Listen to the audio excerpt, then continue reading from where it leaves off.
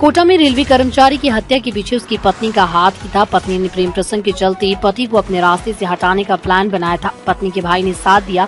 दोनों भाई बहन ने हत्या के लिए 5 लाख की सुपारी दी। पुलिस ने मामले में पत्नी समेत 5 आरोपियों को गिरफ्तार किया। एक नाबालिग को भी पकड़ा है। बदमाश घर में घुसा और हत्या कर भाग गया। इसके बाद भी पत्नी को पता नहीं चला।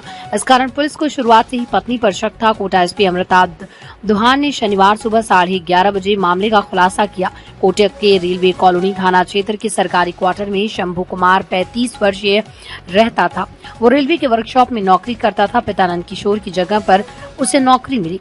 उसके 2 दिन पहले घर में घुसकर गला काट कर हत्या कर दी गई। इस पूरे मामले का चश्मदीद उसका 10 साल का बेटा प्रिंस है। मामले में पुलिस ने कार्रवाई करते हुए आरोपी पत्नी मंजू, उसके भाई मनीष, प्रेमी रामकेश उर्फ रेसू, सुपारी लेने वाले मोनू और फरदीन को गिरफ्तार कर लिया। वहीं नाबालिग निरुद्ध किया गया। थाना रेलवे कॉलोनी में कि जो न्यू रेलवे कॉलोनी है वहाँ पे रेलवे क्वार्टर्स में एक शंभूलाल भील नामक जो वहाँ पर वर्कशॉप में काम करता था उसकी गला गोद के हत्या कर दी गई है। इस पर तुरंत SHO railway colony Pankaj ji IPS probationer और एसएचओ भीमगंज मंडी additional SP headquarter Sanjay ji और मैं तुरंत पहुँचे। हमने एफएसएल टीम मौके पर एमओबी और डॉग स्क्वाड को भी बुलाया। चूँकि ये बिल्कुल अज्ञात घटना थी लेकिन घटनास्थल का बारीकी निरीक्षण करके आसूचना संकलन कर और तकनीकी माध्यमों से हमने 48 घंटे के भीतर सभी जो 5 आरोपी गिरफ्तार कर और एक जो विधि से संघर्षरत बालक था उसको निरुद्धगी कर इस पूरे प्रकरण का खुलासा किया। इसमें ये कितने टाइम से इनके आपसी संबंध चलते थे या प्लानिंग चल रही थी? इसमें जो मुख्य अभियुक्त हैं वो मृतक की पत्नी मंजू और उसका भाई मनीष है, जिन्होंने ये पिछले 1 माह से ये प्लानिंग कर रहे थे कि इसके पति को जो पति शंभूलाल को कैसे मारा जाए।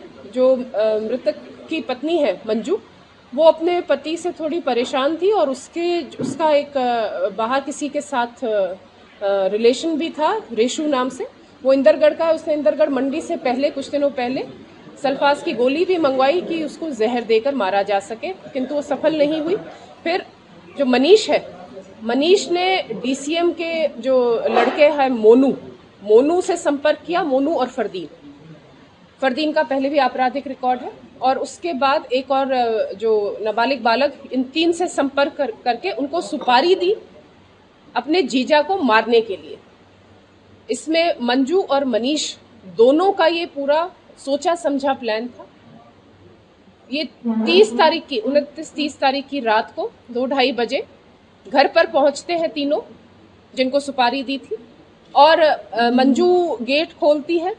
उसके बाद इनके द्वारा गला गोद के और शंभू की हत्या कर दी जाती है। ये कुछ दिनों पहले रेकी भी करके गए थे। 22 तारीख को मनीष के दोस्त बनकर मनीष ने अपने इस घर में बुलाया था। जो साला है वो पूर्णतः अपने जीजा पर आश्रित था और उन्हीं के घर में रहता था। तो अपना दोस्त बनके उसने इन तीनों को बुलाया, मृतक को दिखाया कि हत्या इस व्यक्ति की करनी है। उस समय कुछ पैसे भी इन तीनों को दिए गए और 30 तारीख को सुबह उन्होंने इस जो वारदात को अंजाम दिया और फिर वहां से तुरंत फरार हो गए।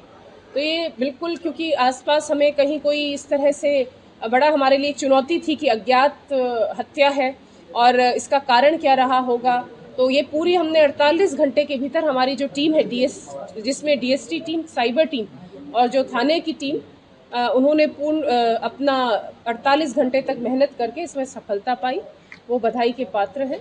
और साथ ही साथ जो इसका मोटिव रहा वो मंजू और मनीष चाहते थे कि इसकी हत्या करके और अनुकंपा नियुक्ति मंजू को मिले। जो पैसे मिलते हैं उससे ये कुछ और शुरू करे और जो लोन अभी इन्होंने 8 लाख का कुछ दिनों पहले लिया था वो लोन भी माफ हो जाए। मैम, ये आरोप में अपराधी के जो योग्य आरोपी कितने पैसे लेंगे सुपारी दी गई? 5 लाख की सुपारी की बात हुई। पहले लगभग 7,000 पहले जब रेकी के दौरान दिए गए थे और वारदात के बाद पूरे जब इनको पैसे मिल जाते अपने विभाग से, रेलवे विभाग से, फिर उसके बाद इनको 5 लाख रुपए देने की बात। पुलिस को 8 लाख के लगभग बालिग है और बाकी सभी बालिग हैं। ये क्रिमिनल रिकॉर्ड है इनकी? एक का क्रिमिनल रिकॉर्ड है। अब एक हमारी जो आपने